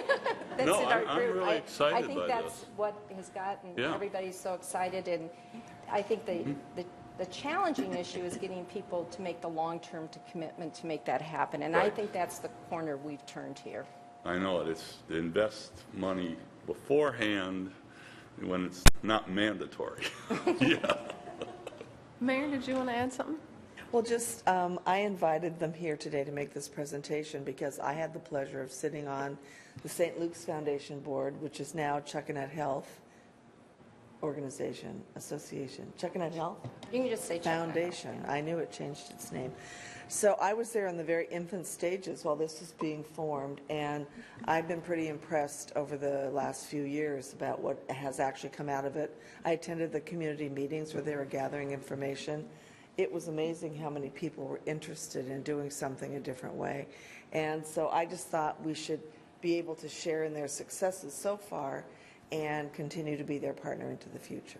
Great. That was going to be my question, was whose great idea was this to have this Well, it wasn't my presentation? great idea, but it was, I guess it was, Well, where did it start? it was initiated by Peace Health and the Health Department. They started the assessment process. And the point I would make is that actually this assessment work is being done throughout the state, throughout the country. What's different in Whatcom County is that a broad group of partners were brought together at the beginning to even inform what the assessment looked like. So it's a much broader assessment than you would traditionally see. So that commitment of resources and engagement by those two entities really created the foundation for the rest of us to go forward and work together today. Excellent. Roxanne? I'm just obviously very supportive of this as someone who believes that fitness and recreation are such positive ways to lead your life, to save with the overall costs that society will have to pay. But I just have a general question, just curious about the different ways that you'll measure the success of this. Is it through future questionnaires? Is it through high school dropout rates changing? Is it through health statistics? I mean, there's so much we can look at. Just curious what it would be. Well, first, I'd encourage you to look at the complete assessment data, which is on the Health Department website. I think it'll give you a sense of the metrics that we're looking at. The kinds of things we'll be looking at are tied to some of those findings we talked about in terms of graduation rates and the poverty level of children in our community and other health statistics in terms of substance abuse and things like that. But we will be engaging a broader community discussion on what metrics are really the ones that are the most compelling, that people want. We want the community to buy into this process. So we have some traditional ones, but I think we'll be building on that. But we believe we have to measure and report and be accountable for results long term. Kelly? So are the metrics that the city uses, because I noticed that you had parks and trails and other things in there, are there any metrics that the city uses that would be helpful to you, or we're not there yet? Well, I think those metrics, along with other metrics in the community, are going to be what we're going to be looking at in terms of aligning this process, because the reality is every organization and government entity is going to have a way of measuring success. So we need to find things that work for everybody. So it's good information as part of it. Thank you. And Anyone thank you for else? coming. Yeah. Anything else from council? Seeing none, well, thank you very much, Sue, Oh, thank Peter, you Maureen, for inviting for the us. presentation, and for all you and your organizations do for our community. Thank you. Okay, last item this afternoon in Committee of the Whole before we adjourn to almost an hour of executive session. Army Street Project informational briefing. This briefing concludes due diligence and research, which commenced in January 2014 to provide an initial assessment of feasibility for the Army Street Project development concept, which was based on a placemaking, mid-density, multi-building, mixed-use project built over structured parking, period. Breath. The primary purpose of the work focused on the feasibility of a voluntary assembly of the several separately owned parcels that would comprise the Army Street project for a redevelopment of the consolidated development site. I'm not sure I said that right, but I'm going to keep going. The briefing will provide City Council with the BPDA's findings and conclusion derived from the assessment of 7 categories comprising the determination of feasibility and encompassing approximately 50 evaluation criteria. And we have Jim Long here today, and I think what all that means is we're going to get an update on what you found out about the Army Street site. Yes, I think you gave our presentation really well. Thank you. Oh, thank you. Jim Long with the Bellingham Public Development Authority, and I'm joined here by Christopher Zajas from Portland, the Leland Consulting Group. Came up today to participate in the briefing because a lot of the telling criteria were driven by market analysis and the financial modeling, which Chris ramrodded. In the interest of brevity, I don't propose to walk through a recap of the report itself, which was provided earlier. I thought I'd just keep my comments to the context of the work and the bottom line findings of that work, leave as much question and answer time as you might want to see fit. So I'll jump right into it. The feasibility assessment that was presented in the report included in the council agenda bill was prepared to meet the requirements of the city BPDA Memorandum of Understanding that was approved last June. And that agreement required that the PDA provide an initial determination of feasibility by September 30th. So this assessment should be considered as an early determination. It's based on roughly 1/2 to 2/3 of the due diligence work outlined in the January 2014 Army Street Property Owners Memorandum of Agreement that triggered the work. That MOA provided for a determination of feasibility for a project that would be defined by the results of more extensive due diligence and research. But if a project was determined to be feasible by the property owners, they would then subordinate their individual property interests so that the separate parcels required to support that project would be consolidated into the required development site. So the PDA's initial assessment presented here examined the feasibility of a placemaking, mid-density, multi-building, mixed-use development program constructed atop a subterranean parking structure as generally envisioned in that memorandum of agreement. That was our charge. That development program, with alternative configuration shaped by market research, sought to make the maximum use of the largest development site that would be created from including all of the individual properties that had chosen to be parties to that MOA. Basically, the results of this work show that the assembled site could physically accommodate and support that mixed-use, highest and best use concept outlined in the MOA.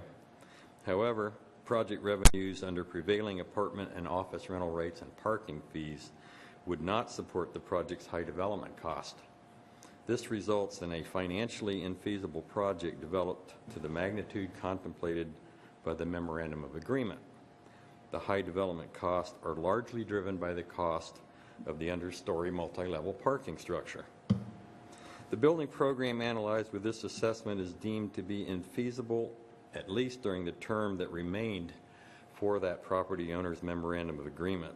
The level of risk to the property owners for the recovery of their capital investment in the project would be quite high, and we deemed it unacceptable by the PDA. This condition may improve over time as market supply and demand forces lead to increased rental rates and parking fees. But this assessment is not meant to imply that a development on this site at a modified reduced scale would necessarily not be feasible. There is potential for a project that could be undertaken in a 2 to 3 year time period on possibly all or at least part of the assembled parcels that were included in the MOA. However, that project would not be the placemaking project with the strategic benefits that we had hoped for when we started this process and upon which the memorandum of agreement was based. Modeling to forecast financial performance for the development scenarios we evaluated showed that feasibility was quite sensitive to reductions in development costs. This indicates that a smaller project requiring less parking with perhaps an alternative approach to meeting on-site parking needs might be more feasible for a development in the near term. However, a determination of feasibility for a modified project would require further due diligence and research provided for in the MOA. That would include architectural and engineering work to prepare and analyze a revised plan at a schematic design level of detail shaped by the due diligence work completed to this point. Time and budget for the work in 2014 did not allow for definition and examination of a further iteration of the development program aimed at reshaping or right-sizing a project that might better meet the level of support and parameters defined by the market research and the financial modeling. So to summarize, the PDA's determination of non-feasibility is based on the development concept upon which the memorandum of agreement was based, the size of the assembled development site and scale of that mixed-use development was defined by the number and size of the properties owned by all of the parties to the MOA. The results of the analysis lead to a determination of negative feasibility for that concept, with this decision made by September 30th and complying with the schedule defined in the June 2014 Memorandum of Understanding. But I would like to point out that language in the property owner's memorandum of agreement provided that the MOA itself would terminate with a negative determination of feasibility, so no further work is required to pursue the development scenario envisioned in that agreement. So the most critical impacts on this feasibility assessment were findings from the market research and the financial modeling undertaken by Leland Consulting Group. It's very complete. It's very objective and prepared under Chris's direction, so I'll turn the balance of the presentation over to Chris to provide a thumbnail sketch of the findings derived from the work done. Leave plenty of time for questions and answers. Thank you. Again, my name is Chris Zahas. I'm president of Leland Consulting Group in Portland. We're market and development advisors. And as Jim said, our scope of work was really twofold. One was to look at the market and help identify which land uses, components of the project seem to have the most demand or potential given the demographic and economic trends here in Bellingham. And then secondly, once we determined what was the highest and best use from a market perspective, what was the financial feasibility of that based on development costs. We started the market analysis looking at the mix of uses that were envisioned in the MOA and in the concept plan that was developed last fall. And that was a hotel, office, and or some residential multifamily housing. Very quickly, we were pretty surprised to reveal how I would say overbuilt the hotel market is about to become in Bellingham.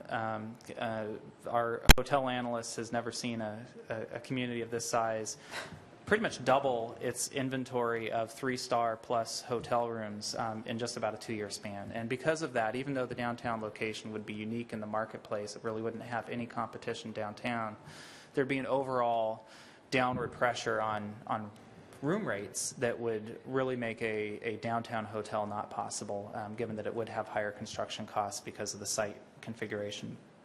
And then with some of the surrounding convention facilities and casino facilities, the convention center aspect of it would be equally challenging.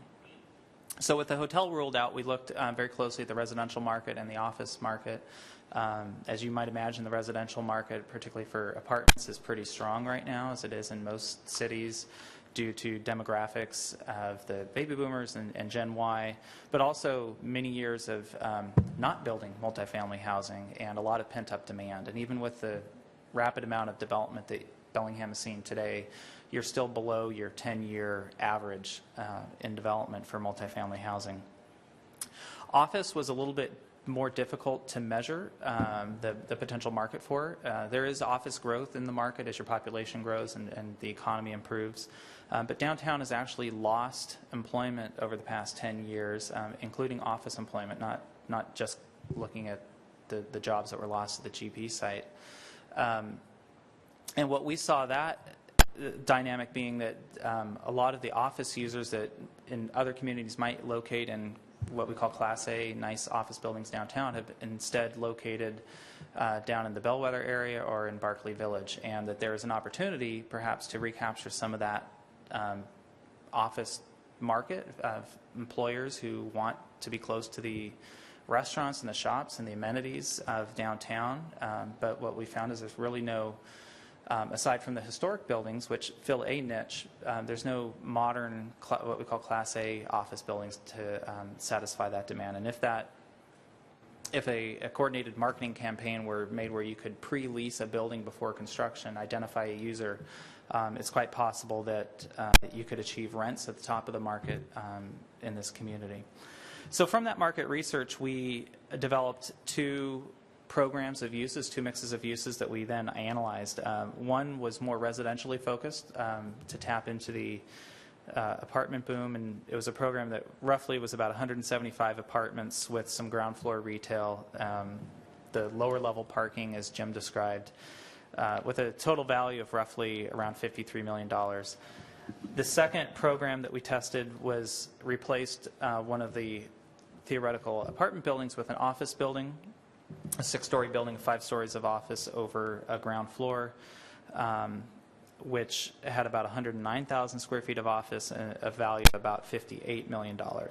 Both of those programs were calibrated to achieve what we would expect to be a reasonable absorption over a 3 to 5 year time period. So as the economy grows, as population grows, and people move out of apartments and so forth, that the project could essentially fill up by capturing a reasonable share of the regional demand in a 3 to 5 year period. So it wasn't hyper aggressive by any measure.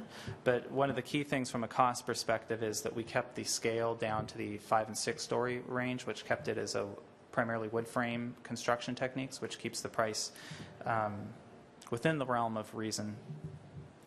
So the financial analysis, we worked with a cost estimator to apply construction costs to those different programs, plugged in our assumptions about achievable rents or lease rates for the different uses, cap rates, which is a market term for how you value the finished product, and targeted a 15% internal rate of return or a revenue measure, a profit measure for the development, which is what we deemed as reasonable within the marketplace for a project, given some of the risks that this has inherently.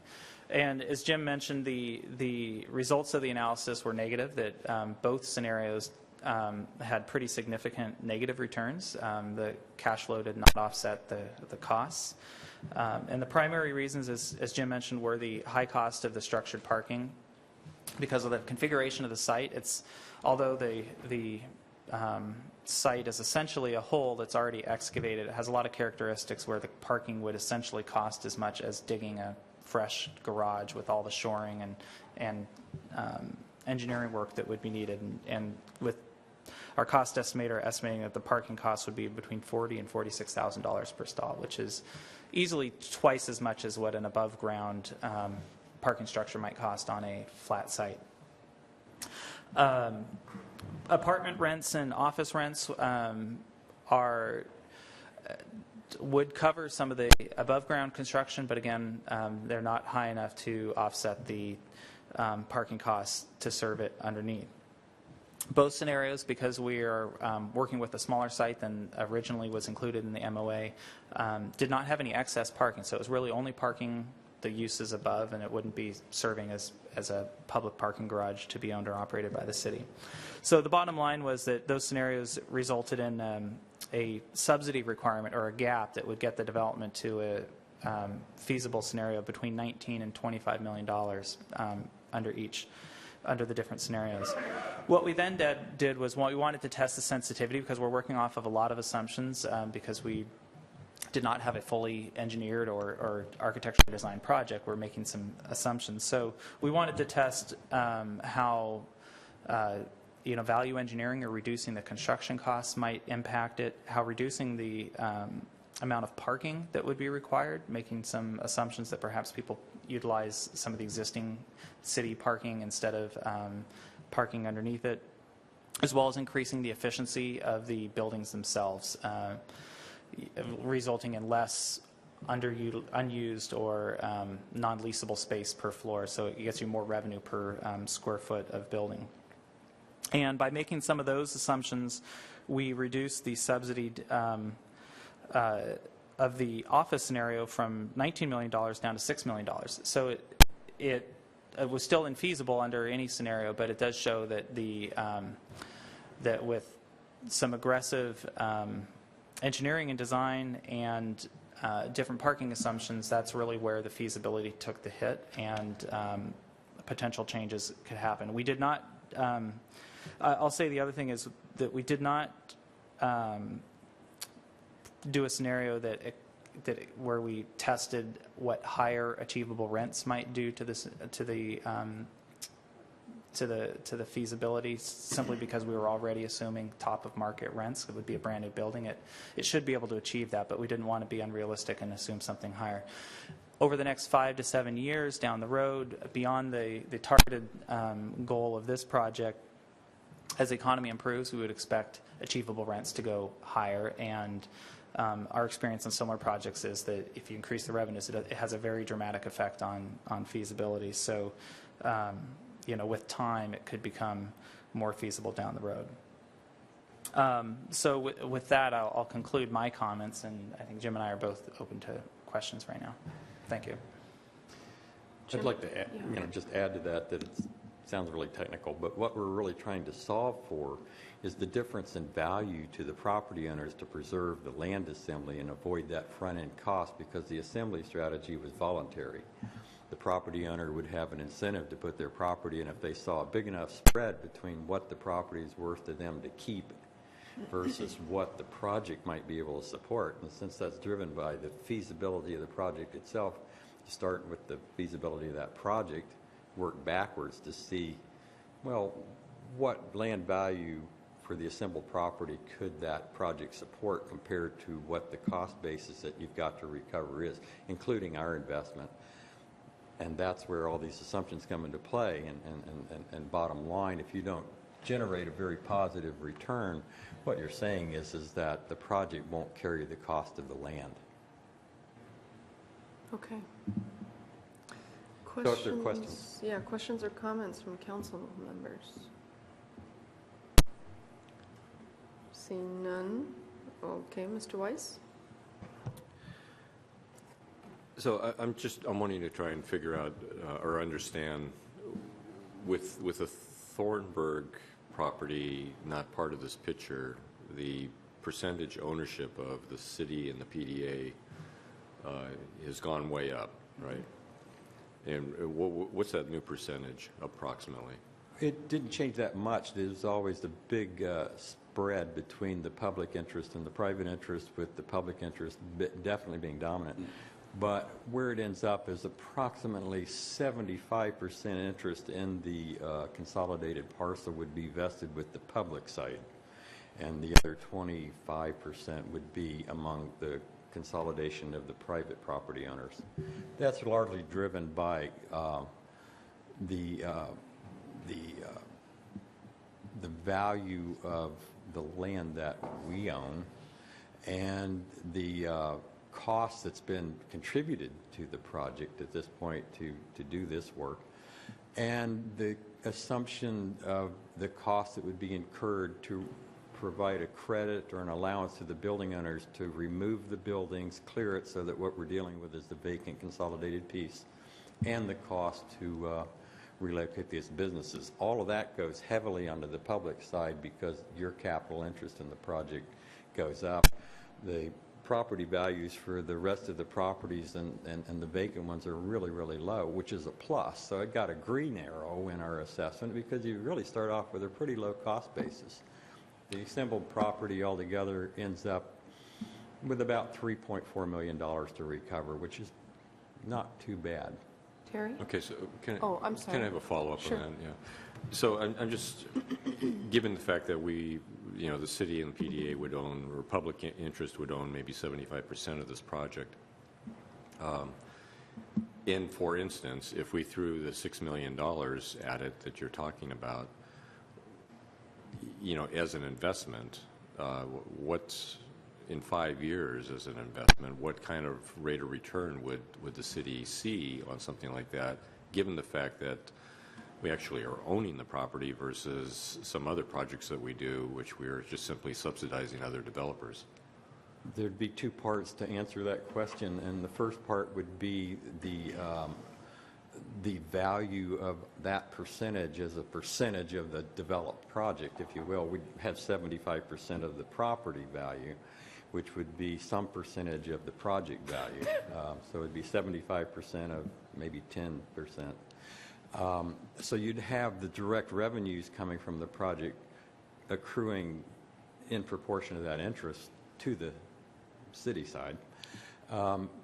More than that, though, and it's work that's not included in this phase of the due diligence, was the fiscal impacts of the perpetual revenue stream generated by the development itself in terms of property taxes, where it basically generates none now, but you'd have that all profit essentially forever that you would have to analyze. There'd be fees and taxing coming to the city that would be considered as public profit, I guess, for lack of a better term. I don't have a value that type for of that. work was not put into this analysis. That's in phase 2, once you got the project defined and you're really boring in on what the cost and all of the tax revenue streams would be. So this is kind of the private side of it, but the next part was the public side. Okay, thank you. Terry?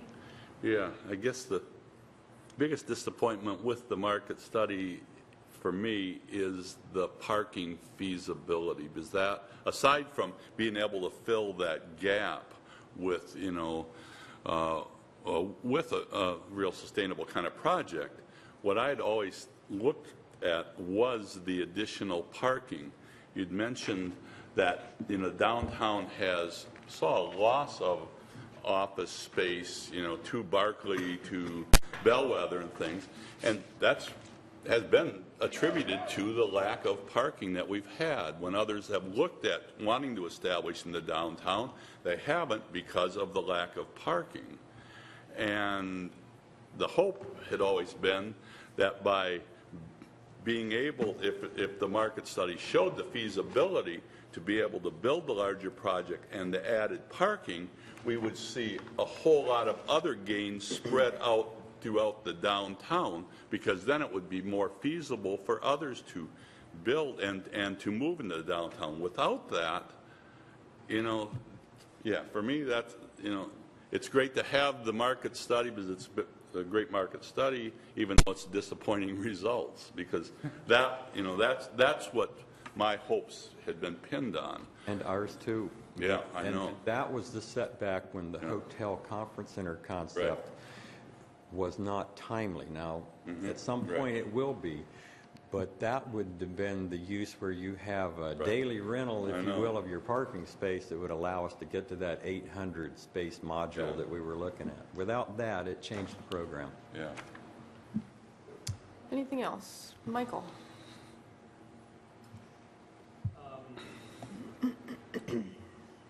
Thank you, Kathy. I think I'm still seeing three problems, or three things that I would like, and I can't get any of them. Maybe I can get one out of the four. I still believe that our downtown and our economy would do great if we had a downtown hotel. There's none. It's really kind of strange that there's none right now, and bringing in that sort of visitor business, I think, would have enormous benefits for us. I still want to see that one day.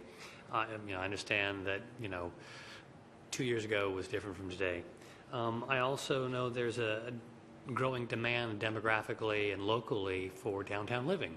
I'd like that to be met. We've had some local developers step up. Projects are just being finished right now. They've been very successful. I think there's room for more. I'd like more of that for a large number of reasons to accommodate our projected growth demands for particular demographics. So I still want that to be addressed. I'm particularly frustrated by what Terry was mentioning about the fact that we've lost some good businesses downtown to other parts of the city. They haven't left our community. That's good. I'd rather we have them in both places. And to the extent that we don't have Class A offices, and part of Class A isn't just a nice new building, it's the parking amenities on site. So I think downtown needs buildings with plenty of parking on site. I'd still like to see that happen. And if you can't do it right now, that still frustrates me. I'm not going to ask you to solve all those problems because you've done your work and you've said, not now, we can't do it. Don't ask us to do the impossible. You didn't quite say it that way, but I'm not going to try to make you do the impossible. But we still have a hole in the ground. And I still want to see something done with that. I would like to see the property we own outright, the property we can free, and the rights of way. I would still like to see that packaged up and offered for redevelopment, or because there's a lot of sunken costs here, a lot of value that's been created with the geotechnical work and other studies that have been done. So there is a question at the end of this. What can we do about that hole in the ground, given that I think we've made a lot of progress and there's still an opportunity there? Well, between us, maybe we can address that. And I'll give you my thoughts first, and then Chris can add to that.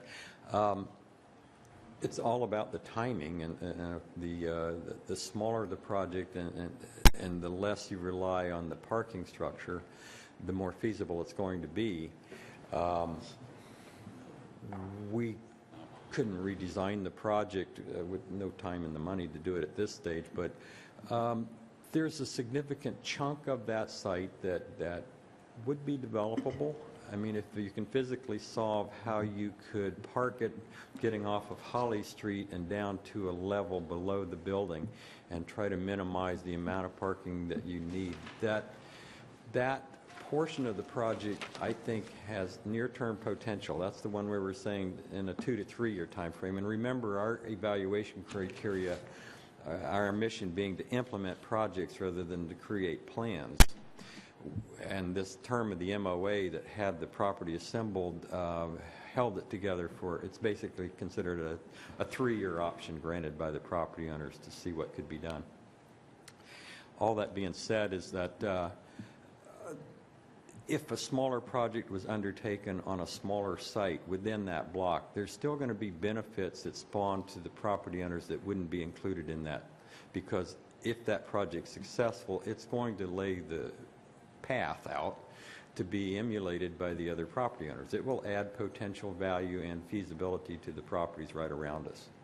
So that's what I meant about right-sizing a project to fit the market that we saw, which is the normal process. You think big, you iterate to get something that financially works, and that's the path we were on. But our starting point was something that would be started in 2 to 3 years, would be stabilized, leased out, and financially solid within 6 to 10 years, and not involving public subsidy. And that's where we end up with today. Given the purpose of the MOA, the size of the assembled site with all of that, it just exceeds the market capacity to support it for some period of time, which is probably 5 years. So the next step would be to right-size it.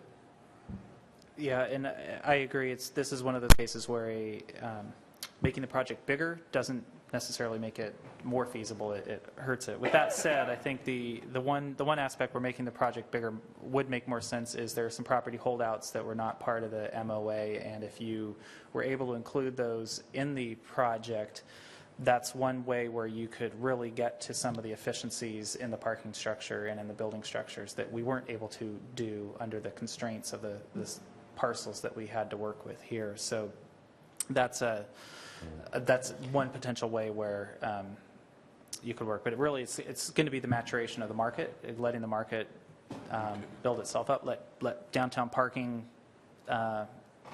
mature to the point where people are willing to pay more than $50 a month, which doesn't cover the cost of a parking structure. let the rental rates get a little bit higher and things will get more feasible. I guess I still don't know what we should do with the properties the city owns. Yeah, yeah. Thank you. Okay, well, I want to say thank you very much, even though there was some disappointing information. Maybe it was good information to have, so that's definitely a step forward, and we really appreciate it, both you, Jim, and Chris. Thank you. I would like to point out that the information that we generated has a very, very long shelf life. Yeah. And it will help with whatever direction's taken going forward. And so it's got value that will be recoverable. Yeah, thank you. Okay. Moving on, we've got minutes to approve and old or new business, then we'll head into executive session. So I'll entertain a motion for minutes from September 8th. Move approval. Second. Michael? I'd like to suggest a change to the minutes. I believe that minutes should briefly describe what happens, but in this case, all of Jack Weiss's memo questions were included in the minutes. No offense to Jack, they're great questions, but I don't think they belong in minutes. Yeah, I'd agree with that. So I would move to amend the minutes to indicate that there was a list of 20 questions submitted rather than give the 20 questions. Okay. All those in favor of the motion as amended, please say aye. Aye. Aye. All those opposed? I don't know. Yeah, I don't care. I'll abstain. Okay, motion passes 5-0 with one abstention. Thank you. Okay, any older new business this afternoon? Roxanne? Well, I just wanted to provide an update. I haven't forgotten about my proposal to have the Committee of the Whole consider replacing Columbus Day with Coast Salish Day. But, in thinking about it more, since we're coming at it so late in the game and since I lost a little time, I was hoping to develop a proposal where council could vote on it during Committee of the Whole and the evening meeting. And if the council wanted to do that, then future October 13th could include, celebration that would include raising tribal flags and other types of things like that. So just an update that I will be developing the proposal that way. So are you going to bring that forward tonight, you mean, or just another time later? Just before the next meeting. Okay, great. Michael? Yeah, I circulated this email back on September 3rd. It has to do with the council agreeing to add our names to an op-ed piece, the op-ed piece being based upon the letter that we wrote. Several other cities, Bainbridge, I think Olympia, have signed on to this op-ed, and I think maybe Mercer Island is going to be signing on soon. Since we agreed in a letter, we did not agree to sign on to an op-ed. I think we need to take formal action and decide whether we would like to sign into this op-ed. If we do so, I think it needs to be made clear for the record that even if Ms. Vargas was here, she would be abstaining. She makes it very clear she doesn't want any conflict on this issue. So I would move right now to request the City Council to authorize that we add ourselves as a signatory to this op-ed piece to appear probably in the Seattle Times or another major newspaper. Second. Okay, there's a motion and a second. Discussion? I have some reservations because of how this was presented in Bainbridge and misrepresented and other things to sign on to something that had us and Pinky and others misrepresented to get passage through another council. So I'm real reluctant to sign on to this right now. That that misperception has been... that was pretty poor. I agree. That misperception... And so I'm reluctant to sign on to it right That now misperception myself. has been corrected. The record has been made clear by myself and a number of other people that Ms. Vargas did not... Well, I talked to the people in Bainbridge. They're the ones who needed to have the misunderstanding corrected, and they are now very clear in their minds that Ms. Vargas was not involved in writing our letter, and she's not involved in any way. So that was a problem down in Bainbridge, and that has been corrected. I guess I'm going to jump in here. would recuse myself from this vote as I am employed by 2 agencies that work actively on this issue every day. But I would just challenge the council to think about what the purpose of this is and how well thought out it is. As it's not something I have seen us do frequently in the past. Check. Yeah, Terry, just to speak to your concerns about it, the concern is about process. I fully agree with you. I mean, I watched that tape of what happened in the Bainbridge City Council meeting, and it was disturbing that was misrepresented the way it was, and I trust that Michael has corrected that with not only the City Council but with the perpetrator of the misinformation. But that said, the content of Michael's op-ed, I can support that. I mean, it's the content, and I understand what it's saying, and I understand the purpose of why we would want to go and provide that to the rest of the community in the state, whether it's the Seattle Times or our own local paper or wherever. I think that the information that's in there represents something that we have as a collective group have supported before, and so it's one thing to go and send a letter to an agency, but it's another to go and communicate our concerns and I don't know. I thought not only the op-ed but the original letter was well written, and specifically stated the things that we really, I think, strongly believe. And so I don't know that I would support sending the op-ed because of that. I'll need to reread this, because I figured Michael had pulled the idea of doing that when that other stuff hit, and so I haven't looked at this, because so I'm not going to vote on it now. Would you support postponing the vote until our next meeting? I would support postponing the vote, I guess. I'm not right now, because right now I'm not going to support it.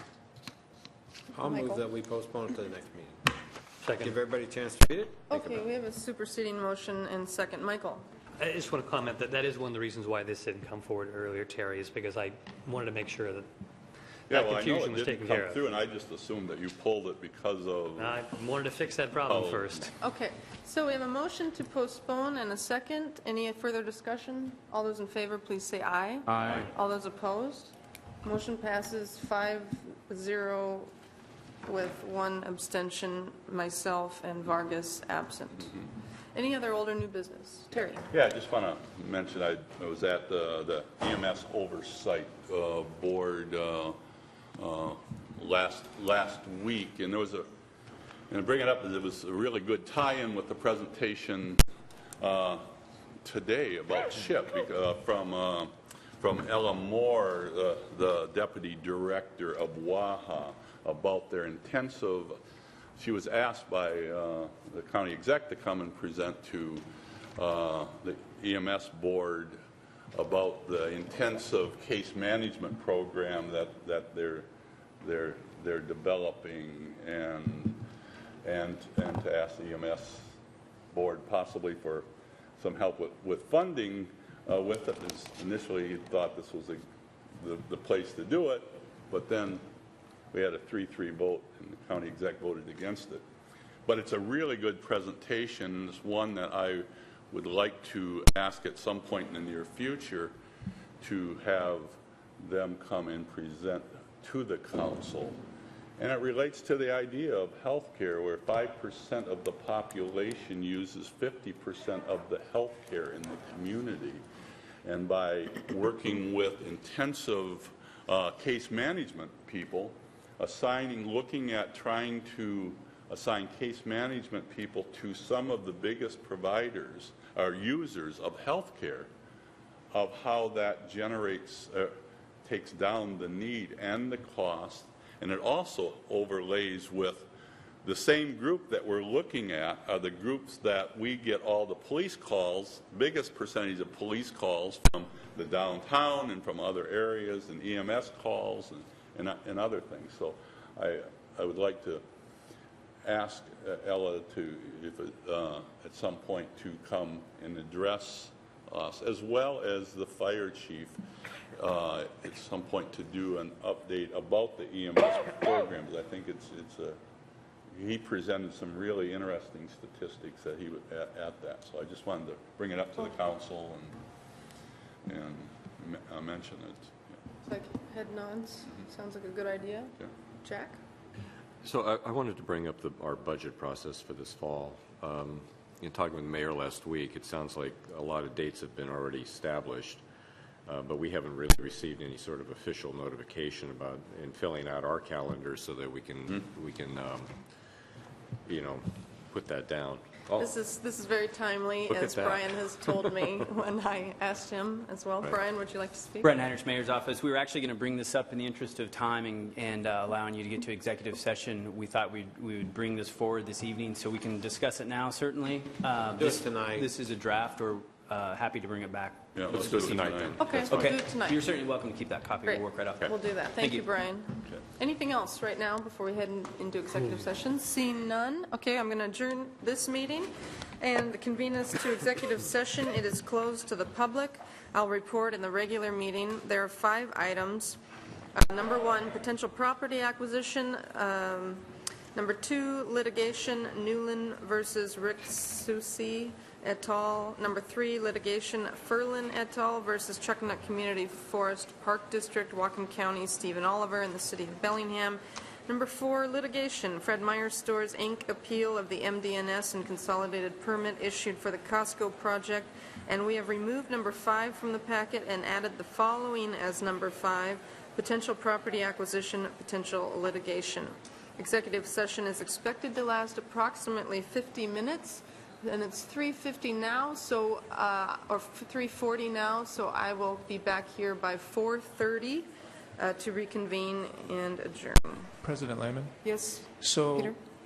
the only change to that is the litigation Fred Meyer Stores item has been removed as well. It's been canceled, but I would keep the timing Okay. at 50 minutes. Okay, great.